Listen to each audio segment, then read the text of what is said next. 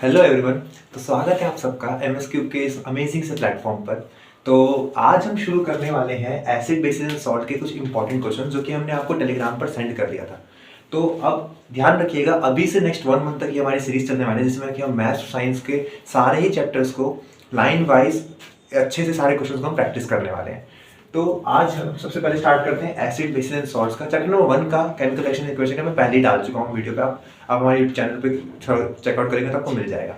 आज हम चेक करते हैं, मैंने इसके बेस्ट मोस्ट इंपॉर्टेंट 20-25 क्वेश्चंस का मैंने एक सेट बना के आपको टेलीग्राम पे सेंड किया था। अगर आपको नहीं मिला तो वो आप हमारे डिस्क्रिप्शन में लिंक है, वहां से जाकर चेक कर सकते हैं।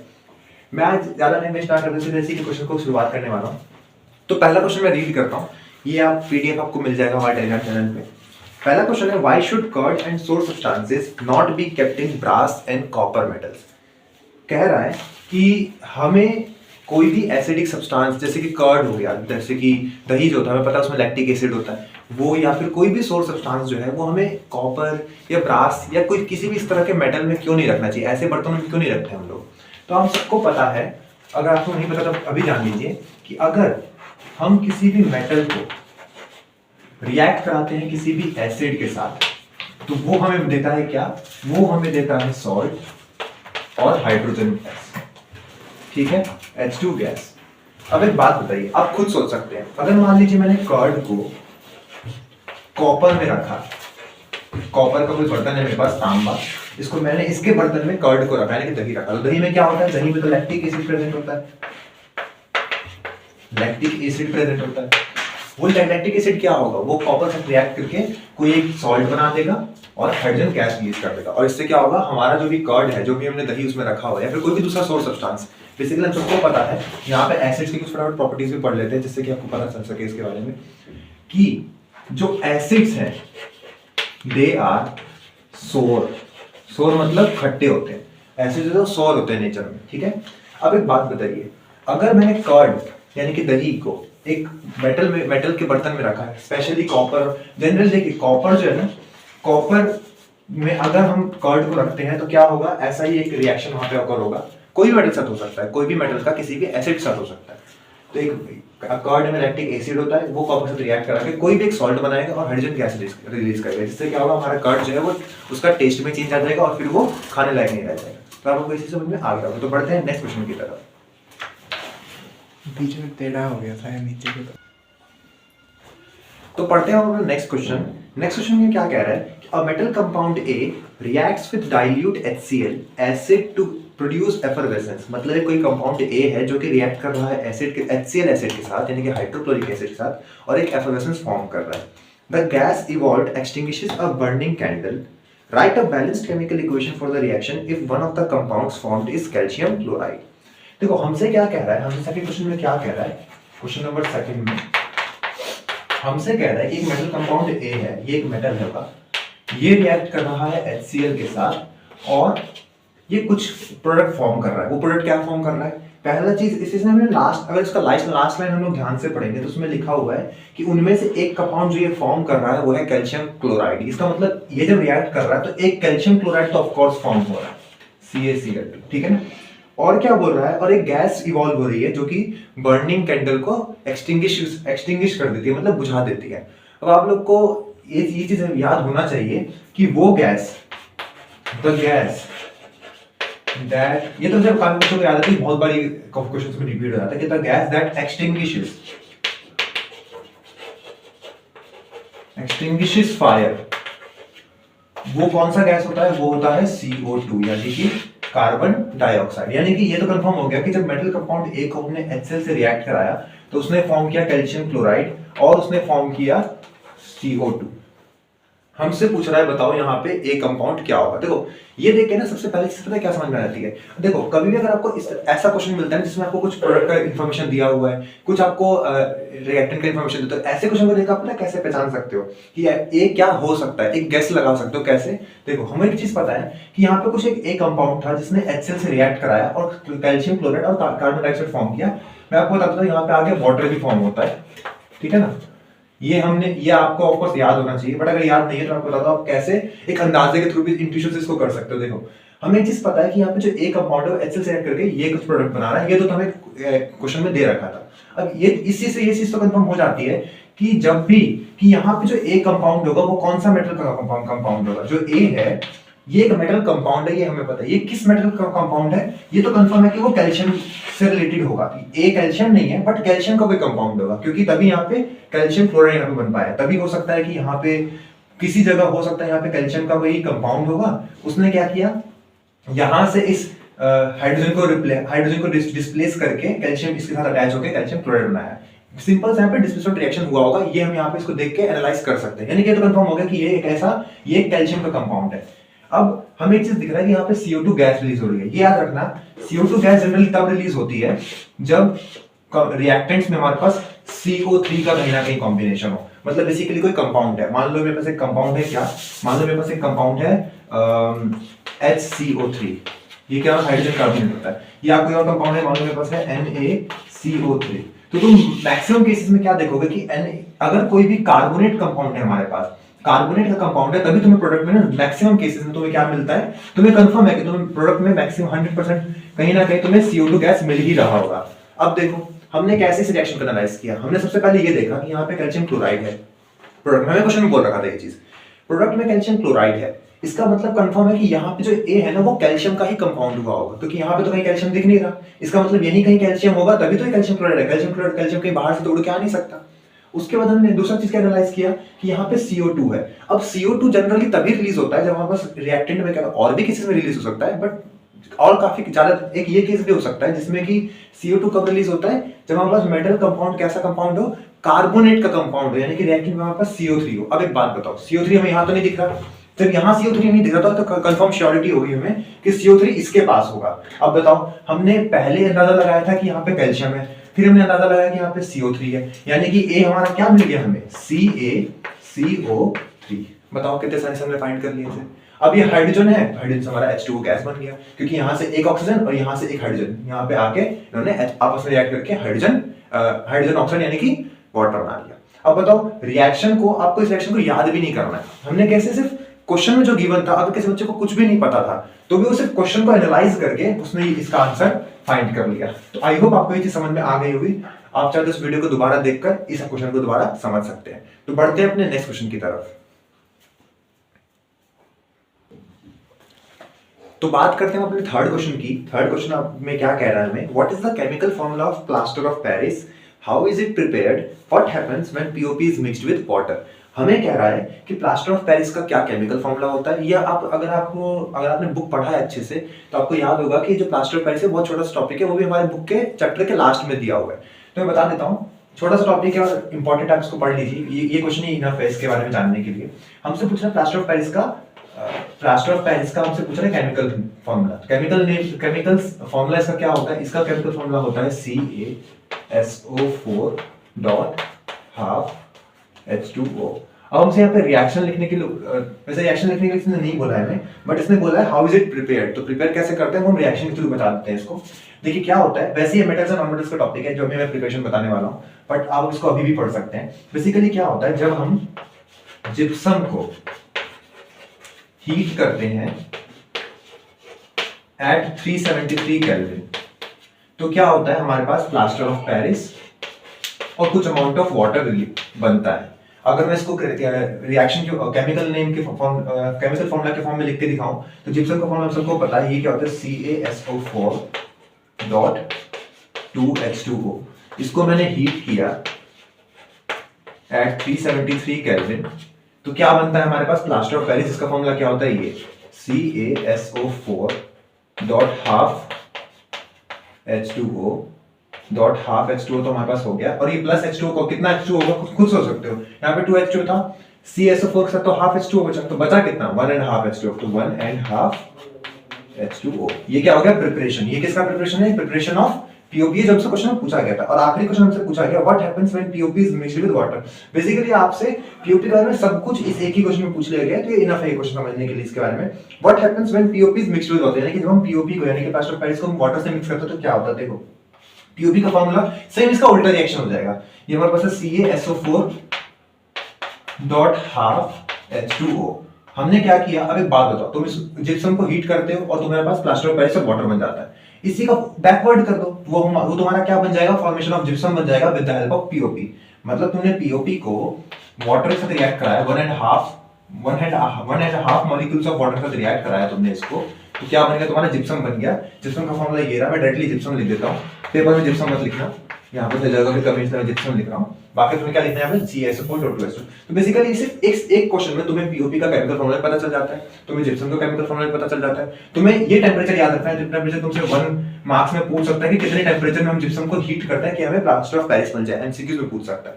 ठीक है, जिप्सम का प्रिपरेशन पता चल गया, ये क्या है जिप्सम का प्रिपरेशन, हमें जिप्सम ही तो बना, ये क्या है, पीओपी का प्रिपरेशन। तो ये तुम्हें मेरे ख्याल से इसके बारे में समझ में आ गया होगा। तो नेक्स्ट क्वेश्चन में बढ़ने से पहले एक और चीज यहाँ पे रह गई, मैं वो बता देता हूँ आपको फटाफट। हमसे पूछ सकता है पीओपी का यूसेज पूछ सकता है, हमसे जिप्सम का एप्लीकेशन पूछ सकता है, उसको कहाँ पे इस्तेमाल करते हैं। तो मैं यहाँ पे कहीं पे लिख देता हूँ, 1 मिनट, मैं एक काम करता हूँ, मैं आपको थोड़ा सा बता देता हूँ। देखिए, आपको बस ये पता होना चाहिए कि जो पीओपी है वो कहाँ यूज होता है, used in toy industry. Basically अलग अलग तरह के टॉयज बनाने के लिए बहुत इस्तेमाल होता है पीओपी का। जो जिप्सम है उसका एज अ फर्टिलाइजर भी बहुत जगह इस्तेमाल होता है, एज अ फर्टिलाइजर भी बहुत जगह इस्तेमाल होता है। अच्छा, वैसे यहाँ पे हम लोगों ने कैल्शियम सल्फेट की बात की है, एक कैल्शियम कंपाउंड की बात की है, तो हम लोग एक और कैल्शियम कंपाउंड की बात कर लेते हैं, कैल्शियम ऑक्साइड। सबसे बेसिक कंपाउंड है जो कि चैप्टर स्टार्टिंग में पढ़ लेते हैं। कैल्शियम ऑक्साइड की अगर मैं बात करूं तो आप सबको पता होगा, ये एक पाउडर्ड फॉर्म होती है, बेसिकली व्हाइट कलर का पाउडर होता है ये बेसिकली उन बच्चों के लिए जिन लोगों ने चैप्टर को बिल्कुल नहीं पढ़ा है, तो उनको इस चैप्टर के कुछ बेसिक आइडियाज भी पता होने चाहिए इनको। तो अभी हमने कैल्शियम के कंपाउंड की बात की, तो थोड़ा सा कैल्शियम ऑक्साइड की बात कर लेते हैं। कैल्शियम ऑक्साइड किस कलर का होता है, व्हाइट कलर का होता है। जब कैल्शियम ऑक्साइड का इस्तेमाल किसमें किया जाता है, कैल्शियम ऑक्साइड का इस्तेमाल किया जाता है व्हाइट वॉशिंग के लिए, व्हाइट वॉशिंग के लिए। अब इसको ऐसे इस्तेमाल नहीं करते हैं, इसको हम पहले क्या करते हैं, इसको हम पहले वाटर के साथ रिएक्ट कराते हैं। बेसिकली वाटर के साथ इसको मिक्स किया जाता है कैल्शियम ऑक्साइड को। मैं फटाफट आपको दिखा देता हूँ। प्लास्टर ऑफ पेरिस का कंसेप्ट खत्म हो चुका है, जिप्सम का कंसेप्ट खत्म हो चुका है, हमारा क्वेश्चन नंबर 3 भी खत्म हो चुका है। बट मैं आपको ये इसलिए बता रहा हूँ क्योंकि कुछ बच्चों का ये चैप्टर शायद नहीं हुआ है, तो जिन बच्चों का चैप्टर नहीं हुआ है उनको थोड़ा बहुत इन सब के बारे में पता होना जरूरी है। ठीक है, तो मैं फटाफट आपको बता देता हूँ। तो जो कैल्शियम है वो एक व्हाइट कलर का कंपाउंड होता है कैल्शियम का, ठीक है। और यहाँ ये व्हाइट वॉशिंग में इस्तेमाल होता है। बेसिकली आपने वॉल्स में देखा होगा, हमारे वॉल्स में जो व्हाइट कलर की पेंट वो की जाती है, वॉशिंग की जाती है, ये वॉल्स भी देख सकते हैं आसपास। उसी तरह कैसे किया जाता है, देखिए, जो कैल्शियम ऑक्साइड है ना, उसको वाटर के साथ रिएक्ट कराया जाता है, जिससे कि क्या बनता है, कैल्शियम हाइड्रोक्साइड बनता है। ठीक है, और फिर इसका इस्तेमाल किया जाता है किसमें, वॉल्स को पेंट करने में, बेसिकली व्हाइट कलर देने में। फिर अब कई बार आपने देखा होगा कि वाटर जब हम इसको वॉल पे लगा लेते हैं, जब हम अपने दीवारों पे व्हाइट वॉशिंग करा लेते हैं, तो कुछ टाइम बाद उसमें शाइन आने लगता है। शाइन क्यों आने लगता है, ये क्वेश्चन भी पूछा जाता है, शाइन क्यों आने लगता है, क्योंकि हमने कैल्शियम ऑक्साइड को वाटर से रिएक्ट कराया तो कैल्शियम हाइड्रोक्साइड बना। फिर कैल्शियम और हाइड्रोक्साइड जो कि हमने अपनी दीवारों पे लगा लिया है, कैल्शियम हाइड्रोक्साइड जो कि हमने अपनी दीवारों पे लगा लिया है, ये क्या करता है, एटमॉस्फेयर में जो कार्बन डाइऑक्साइड प्रेजेंट है उसके साथ रिएक्ट करा के क्या बनाता है, कैल्शियम कार्बोनेट बनाता है। ये बहुत इंपॉर्टेंट सा रिएक्शन है। ये रिएक्शन कई बार आपसे पूछा था, मतलब मेन प्रोडक्ट यही है, बाद में H2 भी बनता है, बट उसका हमें इतना नहीं सोचना है, मेन हमें ये ध्यान रखना है। तो मेरे ख्याल से आपको कैल्शियम ऑक्साइड और उसके सब्सिक्वेंट कंपाउंड्स में आपको पता चल गया होगा। इंपॉर्टेंट कंसेप्ट है, एज अ क्वेश्चन आपसे पूछ सकता है, इसलिए मैंने इसका कंसेप्ट आपको अभी बता दिया। इसलिए अब आपको इस बारे में ध्यान रखना है। यहाँ पे H2O भी बनता है, मैं वापस दोबारा लिख दे रहा हूँ वैसे, हालांकि ये और मेरे ख्याल से कुछ मैंने बता दिया है। अच्छा सॉरी, यहाँ पे कैल्शियम, यहाँ पे कार्बन डाइऑक्साइड है, सॉरी मैंने कार्बन गलती से लिख दिया था। ये क्या है हमारा, कार्बन डाइऑक्साइड। तो आई होप आपको ये चीज समझ में आ गई होगी। अब बढ़ते हैं नेक्स्ट क्वेश्चन की तरफ। ये हमारा क्वेश्चन नहीं था, ये हमारे प्रैक्टिस पेपर में आपको ये क्वेश्चन नहीं मिलेगा। ये क्वेश्चन हमारे एक छोटा सा कंसेप्ट है जो कि इंपॉर्टेंट भी है, एज अ क्वेश्चन ये आपसे पूछ सकता है, यही पूछेगा, इससे ज्यादा कुछ नहीं पूछेगा। आपको बस इतना पता होना चाहिए कि कैल्शियम ऑक्साइड का कलर क्या होता है, उसका एप्लीकेशन क्या होता है व्हाइट वॉशिंग के लिए। यहाँ पे कैल्शियम ऑक्साइड और कैल्शियम ऑक्साइड को जो वाटर से रिएक्ट करते हैं कैल्शियम हाइड्रोक्साइड बनता है। और अब इनके बारे में हमसे बोला जाता है कि इनका रियल नेम क्या है। तो देखिए, हम कैल्शियम हाइड्रोक्साइड को क्या बोलते हैं, कैल्शियम हाइड्रोक्साइड को हम लोग बोलते हैं, इसका जो ओरिजिनल नेम है, मतलब इसको हम एज अ कॉमन नेम इसको क्या बोलते हैं, स्लेक्ड लाइम बोला जाता है। ये सब बहुत बेसिक चीजें आजकल बच्चों को ये चीज पता होती है, बट अगर आपको नहीं पता तो आप इसको ध्यान रख सकते हैं। इसको हम लोग क्विक लाइम बोलते हैं, ठीक है। तो बस इससे ज़्यादा आपको ध्यान नहीं रखना है, क्योंकि कई बार आपको क्वेश्चन में ना ऐसे कैल्शियम हाइड्रोक्साइड नहीं देगा, आपको ऐसे कैल्शियम ऑक्साइड नहीं बोलेगा, आपको क्विकलाइम बोल सकता है, आपको स्लेक्लाइम बोल सकता है। तो आपको एक चीज पता होना चाहिए, कैल्शियम ऑक्साइड का कॉमन नेम, कैल्शियम हाइड्रोक्साइड का कॉमन नेम, कैल्शियम कार्बोनेट किस तरह से फॉर्म होता है, कैल्शियम हाइड्रोक्साइड यानी कि स्लेक्लाइम कैसे फॉर्म होता है with the help of quicklime, इनका काम क्या है, बस दैट्स इट। ये पूरा कंसेप्ट हो गया आपसे आपका इस कैल्शियम ऑक्साइड और कैल्शियम हाइड्रोक्साइड का रिएक्शन के इस्तेमाल से। तो बढ़ते हैं अपने नेक्स्ट क्वेश्चन की तरफ। तो बढ़ते हैं अपने नेक्स्ट क्वेश्चन की तरफ। नेक्स्ट क्वेश्चन क्या कह रहा है हमें, what is chlor alkali process, write the chemical reaction involve. बहुत ही important topic. Chlor alkali process basically इसमें होता क्या है, देखिए यहाँ पे जो हमारा सबसे इंपॉर्टेंट कंपोनेंट है वो है हमारा कॉमन सॉल्ट। कॉमन सॉल्ट यानी कि NaCl, कॉमन सॉल्ट यानी कि NaCl, सोडियम क्लोराइड। अब इसमें होता क्या है, देखिए जब हम NaCl को जब हम वाटर से रिएक्ट कराते हैं तो ये तीन बहुत ही इंपॉर्टेंट कंपाउंड्स हमारे लिए, रिप्रोडक्ट हमारे लिए बनाता है, जो कि है NaOH यानी कि सोडियम हाइड्रोक्साइड, फिर क्लोरीन और फिर हाइड्रोजन। अब इन तीनों का अपने आप में बहुत ज्यादा इंपॉर्टेंस है। हम इनके बारे में एक एक करके इनके एप्लीकेशंस में देखेंगे क्या क्या होता है। ज्यादातर हमें इसके बारे में पता होना चाहिए। ये क्या करता है, ये जनरली हमारा सोप्स में, डिटर्जेंट्स में, इन सब जगहों में बहुत इस्तेमाल होता है।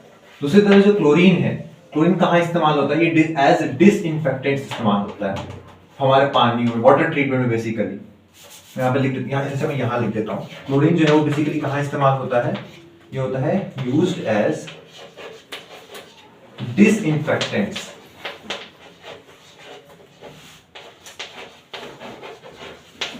ठीक है, या फिर आप कह सकते हो वाटर ट्रीटमेंट में। हम सभी के घर में सप्लाई वाला पानी आता है, आप लोगों ने कभी नोटिस किया वो कैसे साफ होता है। बेसिकली जब किसी भी रिवर से जब पानी आता है तो उसमें बड़े बड़े वाटर प्लांट्स में क्या किया जाता है, वहां पर बड़ी बड़ी मशीनरीज में क्लोरीन उसमें डाला जाता है। क्लोरीन उसमें डालने के बाद ही क्या होता है, वो जो वाटर है वो क्लियर होता है, साफ होता है। कई जगहों पे अक्सर रिजॉर्ट्स में, होटल्स में स्विमिंग पूल को साफ करने के लिए भी क्या किया जाता है, उस पूल के पानी में क्लोरीन डाली जाती है, जिससे क्या होता है वो पानी साफ हो जाता है और फिर वो यूजेबल हो जाता है। तो इसको एज इन वाटर ट्रीटमेंट भी बहुत इस्तेमाल किया जाता है। ये बहुत इंपॉर्टेंट कंपाउंड्स हैं, ये सारे एलिमेंट्स हमारे लिए। दूसरी तरफ हाइड्रोजन, इसका भी बहुत बड़ा इस्तेमाल होता है, एज ए फ्यूल भी बहुत जगह इस्तेमाल होता है। ठीक है ना, तो मेरे ख्याल से आपको इन सब के बारे में पता चल गया होगा। इन सब के अपने अपने यूजेस हैं। और ये जो रिएक्शन है ये बहुत इंपॉर्टेंट है। सबसे इंपॉर्टेंट कंपोनेंट क्या है हमारे पास, NaCl है। NaCl को वाटर से रिएक्ट कराते हैं तो हमारे पास ये तीन अलग अलग कंपाउंड्स फॉर्म होते हैं। इन तीनों के अपने अलग अलग यूजेस हैं और इनकी हेल्प से हम लोग और भी बहुत सारे कंपाउंड्स बनाते हैं। जैसे हाइड्रोजन की हेल्प से हम लोग अमोनिया बना पाते हैं, अमोनिया, जिसका हम आगे बात करेंगे। हम लोग अमोनिया बना पाते हैं। ठीक है ना, तो ये सभी हम आगे देखने वाले हैं। आई होप आपको ये चीज समझ में आ गया होगा। बहुत छोटा सा कंसेप्ट है लेकिन बहुत इंपॉर्टेंट कंसेप्ट है। पेपर में काफी बार पूछा जाता है कि व्हाट इज क्लोर-एल्कली प्रोसेस। इसी को आपको वर्डिंग से लिखना भी आना चाहिए कि when we react common salt that is sodium chloride with water, then it produces sodium hydroxide which is NaOH, chlorine and hydrogen gas. चाहो तो अगर पूछा जाए तो तुम इनके एप्लीकेशंस भी लिख सकते हो। ये रिएक्शन तुम्हें पेपर में लिखना होगा और बस तुम्हारे क्वेश्चन 3 नंबर तुम लोग के कंप्लीट। ठीक है, तो आई होप आपको ये क्वेश्चन समझ में आ गया होगा। बढ़ते हैं नेक्स्ट क्वेश्चन की तरफ। बढ़ते हैं अपने 5वें क्वेश्चन की तरफ। मैंने यहाँ पे थ्योरेटिकली लिख भी दिया आपको कैसे पेपर में लिखना है। पहले समझ लेते हैं। क्वेश्चन नंबर 5 में हमसे कह रहा है कि एक कॉपर वेसल है जिसने कि ग्रीन कोटिंग फॉर्म कर लिया जब हमने उसको एयर में एक्सपोज किया। तो पूछ रहा है कि क्यों, ऐसा क्यों हुआ। अब ऑफ कोर्स हम एयर में रख देते हैं तो सब बच्चों का सबसे पहला ख्याल आता है ऑफ कोर्स वो ऑक्सीजन से रिएक्ट कर गया होगा, उसने कॉपर ऑक्साइड बना लिया होगा, जो कि कुछ हद तक ठीक है, बट ये अधूरा आंसर है। क्योंकि कॉपर ऑक्साइड का बेसिकली कलर होता है ब्लैक कलर। अब अगर कॉपर ऑक्साइड उसने फॉर्म किया भी होगा तो वो तो ब्लैक कलर होना चाहिए, उसका तो ब्लैक कलर होता है। यहाँ पे ग्रीन कलर भी लिखा हुआ है, इसका मतलब कॉपर ऑक्साइड के बाद उसने कुछ और भी फॉर्म किया है। देखो यहाँ पे होता क्या एक्चुअली में, जब हम कॉपर को जब हम रख देते हैं ऐसे एयर में, स्पेशली मॉइस्ट एयर में, मान लो रेनी सीजन में ज्यादातर देखने को मिलता है क्योंकि रेनी सीजन में हवा में मॉइस्चर बहुत ज्यादा प्रेजेंट होता है। तो क्या होता है, जब तुमने कॉपर को एक जगह पे रख दिया खुले एयर में, तो वहाँ पे वो पहले एयर से रिएक्ट कराएगा, क्या फॉर्म करेगा, कॉपर ऑक्साइड फॉर्म करेगा। लेकिन उसके साथ साथ वो क्या फॉर्म करने लगता है, वो आपने उसको उसने कॉपर ऑक्साइड फॉर्म कर लिया, लेकिन फिर भी आप उसको खुले एयर में आपने उसको रखा हुआ है, तो फिर क्या होगा, वो धीरे धीरे और ज्यादा रिएक्ट करेगा। हवा में मॉइस्चर प्रेजेंट है, वो उसके साथ और ज्यादा रिएक्ट करेगा, और उसके साथ रिएक्ट करके क्या बनाएगा, फिर वो बनाएगा कॉपर, उसने कॉपर ऑक्साइड बना लिया, फिर वो मॉइस्चर से रिएक्ट कराएगा और फिर वो एक बहुत बड़ा सा कंपाउंड बनाएगा जो कि होगा copper carbonate dot copper hydroxide. ये बेसिकली कंपाउंड क्या है, ये एक्चुअली में ये कॉपर बेसिकली क्या हो रहा है, कॉपर ने ऑक्सीजन के साथ रिएक्ट कराया, उसने एक ब्लैक कलर का कंपाउंड बनाया, लेकिन अब हवा में कार्बन डाइऑक्साइड भी प्रेजेंट होता है, हवा में अभी भी ऑक्सीजन प्रेजेंट है, हवा में मॉइस्चर भी प्रेजेंट है, तो वो कार्बन डाइऑक्साइड का अभी वो उसने कॉपर ऑक्साइड बना लिया है, बट वो स्टिल अभी भी कार्बन डाइऑक्साइड के साथ रिएक्ट कर रहा है, वो अभी भी मॉइस्चर के साथ रिएक्ट कर रहा है, वो अभी भी कार्बन डाइऑक्साइड के साथ रिएक्ट करता है, और फिर ये कंपाउंड हमें वहां पे देखने को मिलता है। आपको पेपर में कैसे लिखना है, आपसे पूछा है तो ऐसा बनाता क्यों है, रीजन यही जो मैंने आपको बताया। आपसे पहले पार्ट में पूछा, उसका नाम बताने के लिए नाम मैंने यहाँ पे लिख दिया है। आपसे इसका पूछा है कि ये बनाता क्यों है, तो जैसे मैंने आपको बताया, हम इसको एयर में एक्सपोज करके रख देते हैं, फिर वो कॉपर ऑक्साइड बनाता है, और उसके बाद वो आगे का प्रोसेस फॉलो कर रहा होता है। तो इस तरह से आपको ये क्वेश्चन मेरे ख्याल समझ में आ गया होगा। इस क्वेश्चन में देखिए, साइंस बेसिकली आपको क्वेश्चन लिखने हैं, वो कोई बहुत बड़े आंसर नहीं लिखने होते हैं, आपको बस रिएक्शंस को समझना होता है। केमिस्ट्री में खासकर आपको रिएक्शंस को समझना है, और फिर रिएक्शन को किस तरह से आप वर्डिंग्स में लिख सकते हैं, वही है सेकंड पार्ट में। अच्छा, यहाँ पे एक और वर्ड इंपॉर्टेंट है, वो है कोरोजन। क्या यहाँ पे बेसिकली ये जो प्रोसेस हो रहा है पूरा, ये क्या है, ये कोरोजन है। जो कॉपर है वो खराब हो रहा है, वो मॉइस्चर और ऑक्सीजन के साथ रिएक्ट करके वो अपना जो ओरिजिनलिटी है उसको खो रहा है। आपको पहले वो ऑक्सीजन से रिएक्ट करके ब्लैक का कंपाउंड बनाता है, फिर वो और ज्यादा रिएक्ट करता है, मॉइस्चर से रिएक्ट करता है, कार्बन डाइऑक्साइड से रिएक्ट करता है, और वो पूरी तरह से कोरोड हो जाता है, खराब हो जाता है, उसका स्ट्रेंथ भी कम हो जाता है, और साथ ही साथ उसके अपीयरेंस में भी चेंजेस देखने को मिलते हैं। तो आई होप आपको ये चीज समझ में आ गया होगा। अब इसका जो नेक्स्ट क्वेश्चन है, स्टार्टिंग के 5 क्वेश्चन हम लोगों ने डिस्कस कर लिए, इसके जो आगे के क्वेश्चंस है वो हम नेक्स्ट पार्ट में डिस्कस करेंगे। 5 करके हम लोग अलग अलग बनाएं, ताकि आपके लिए वीडियो बहुत ज्यादा बड़ी ना हो जाए। तो आई होप आपको ये चीज समझ में आ गया होगा। आज हमने 5 क्वेश्चन डिस्कस किए हैं, इसके आगे क्वेश्चन के लिए आपको नेक्स्ट वीडियो के लिए आपको इंतजार करना पड़ेगा। तब तक आप इन 5 क्वेश्चन को देखिए, नहीं समझ में आया तो दोबारा देखिए, और अगर कोई डाउट है तो आप हमसे कमेंट सेक्शन में इसके बारे में पूछ सकते हैं। तो मिलते हैं नेक्स्ट वीडियो में, तब तक के लिए पढ़ते रहिए, सीखते रहिए। धन्यवाद।